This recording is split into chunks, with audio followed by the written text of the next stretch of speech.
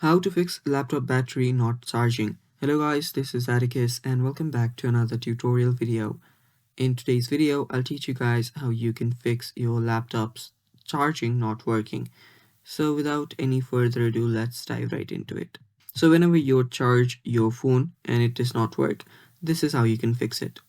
First thing you will need to do is you will need to open up your simply head over to your control panel. You can right click on your Windows key, and after you right click on your Windows key, you should see device manager. Head over to device manager. You can get here through your control panel as well, and after you're here you should see the battery option. So find the battery option, it's right here, batteries, expand on that. Now simply update both of these drivers. Hit here, search for it, and if you find any better drivers, it will just get upgraded. Just do that same for this second driver too, and after you do that, your problem should get fixed and your battery should again start charging.